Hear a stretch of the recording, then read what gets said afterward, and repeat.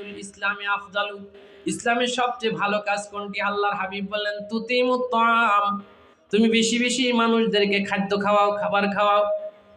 তুতিমুত তাআম ওয়া তুকরিউস সালাম আলা মান আরাফতা ওয়া মান লাম তারিফ, চেনো না চেনো মুসলমান দেখলে তাকে আগে সালাম দিয়ে দাও। সুবহানাল্লাহ। সালামের অভ্যাস তো আমাদের নাই, আমরা বখিল, আমরা ভাব নিয়ে বসে থাকি আমি অমুক সাহেব, আমি হুজুর সাহেব, আমার মুসল্লি তো আমাকে সালাম দেবেই।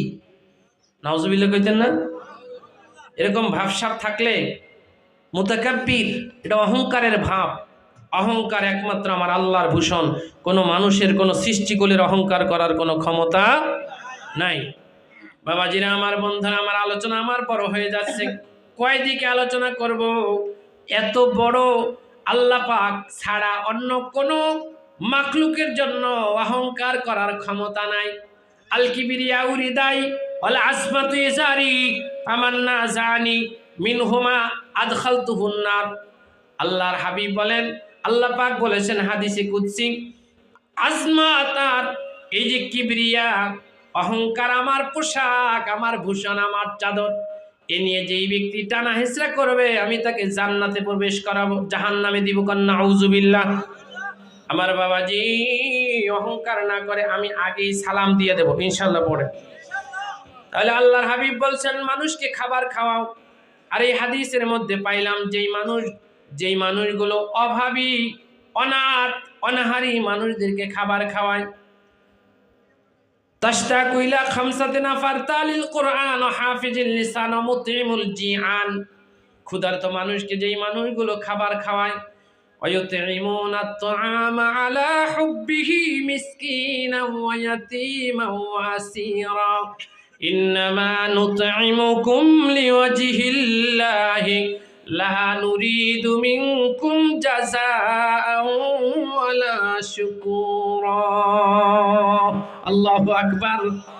শুধুমাত্র তোমাদেরকে খাদ্য খাওয়ায় আমার আল্লাহর সন্তুষ্টির জন্য। লা নুরিদু মিনকুম জাযাআ ওয়ালা শুকুরা, তোমাদের থেকে কোনো প্রতিদান পাওয়ারও আশায় নয়, তোমাদের থেকে ধন্যবাদ পাওয়ারও আশায় নয়। সুবহানাল্লাহ। তাহলে খাদ্য খাওয়াবো কার সন্তুষ্টির জন্য? আল্লাহর সন্তুষ্টির জন্য। আল্লাহর হাবিব বলেন ওই মানুষটার জন্য আমার আল্লাহর জান্নাত অধিক আগ্রহে অপেক্ষমান, চাতকের মতো অপেক্ষমান। কোন সুবহানাল্লাহ। আমুতিমুল জিআন আমুকসিলোরিয়ান, যে মানুষগুলো বস্ত্রহীনকে বস্ত্র দান করে। শীতের দিন কত গরিব, কত অসহায়, একটা কম্বল নাই, একটা লেপ নাই ঘুমানোর মতো, নিচে বিছানোর মতো একটা তোষক নাই, নিচ থেকেও ঠান্ডা ওঠে, উপর থেকেও ঠান্ডা লাগে। এই গরিব মানুষকে যদি তুমি কাপড় কিনে দাও, পোশাক কিনে দাও, লেপ তোষক বানায় দাও, আমার আল্লাহর নবীর নূরের জবানের ঘোষণা, আল্লাহর জান্নাত তোমার জন্য অধিক আগ্রহে অপেক্ষমান। সুবহানাল্লাহ।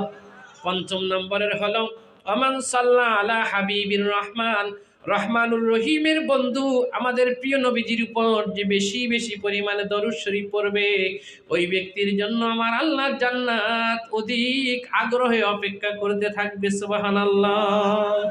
আল্লাহ তাআলা আমাদেরকে কোরআন এবং হাদিসের উপর আমল করার তৌফিক দান করেন। বলেন আল্লাহুম্মা আমিন। আরো জোরে বলেন আল্লাহুম্মা আমিন।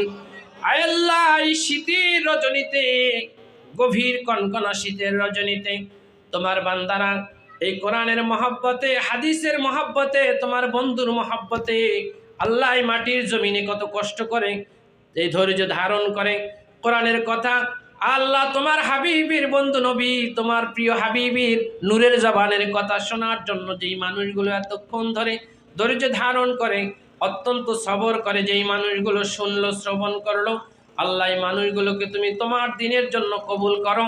আল্লাহ এই মানুষগুলোকে তোমার জান্নাতের জন্য কবুল করো। আল্লাহ তাদের এই সামান্য কষ্টকে কাল কিয়ামতের দিনে নাজাতের ওসিলা বানায়া দিও। কোন আমিন।